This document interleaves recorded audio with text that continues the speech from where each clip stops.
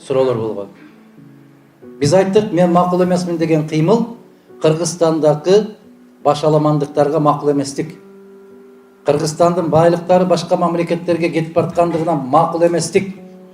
Кыргызстандын тепсе темир үзөр жигиттери, ооз чебер кыздары башка мамлекетке кетип бараткандыгына макул эмеспиз. Кыргызстанда мыйзам иштебей, акча, күч, кара күч иштеп калганына макул эмеспиз.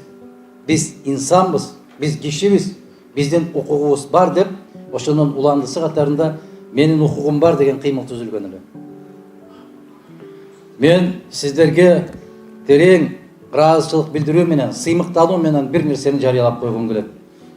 Ошондо көптөгөн биздин ишеничибизди өчүрүп койгон бийликтин кесепетинен жакшы нерселерге да ишенбей калдык эле. Ушундан бир жыйынтык чыгабы деген суроолорду көп бергенсиздер. Мен ошонун жыйынтыгын сиздерге жарыялап коюуну, ушул жерден дал Москвага келип жарыялап коюуну эң бир ыңгайлуу учур деп эсептеп атам. Биринчиси, мына Тышкы иштер министрлиги тарабынан биздин Бүтүн Кыргызстан саясий партиясынын укугум бар кыймылынын, мен макул эмесмин деген кыймылынын расмий түрдө кайрылгандыгынын натыйжасында төмөндөгүдөй жооп келип атат бизге.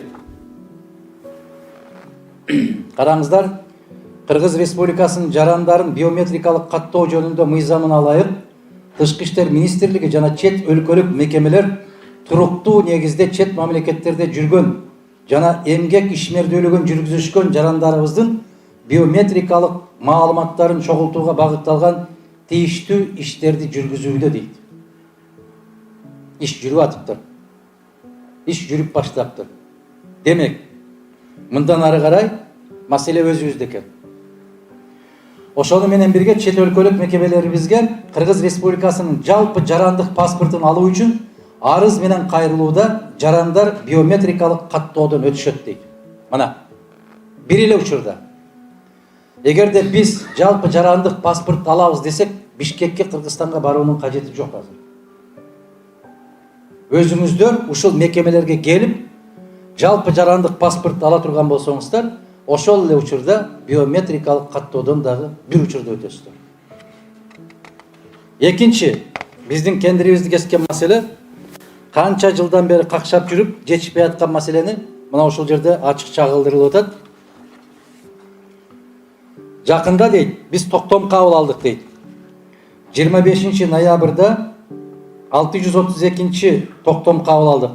Анда Кыргыз Республикасынын жарандарын консулдук эсеп автоматташтырылган маалыматтык системасын пайдалануу жана консулдук эсепке алуу, консулдук эсептен чыгаруу тартиби жөнүндө жобону бекитүү тууралуу жөнүндө токтом кабыл алдык дейт. Демек, бул деген биздин өзүбүздүн телефон менен үйдө олтуруп алып, тийиштүү баракчага кирип, ошол жерден консулдук каттоодон өтүп койсоңуздар болот деген сөз.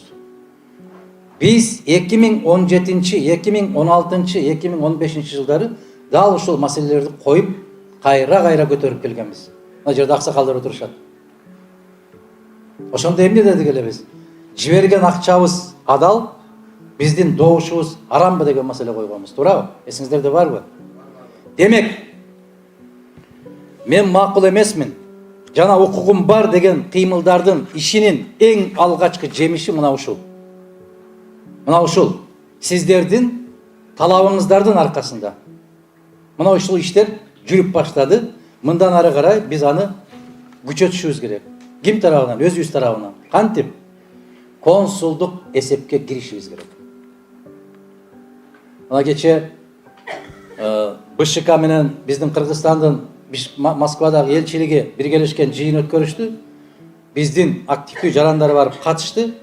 Ошол жерде бир топ маалыматтарды уктуңуздар, көрсөңүздөр керек.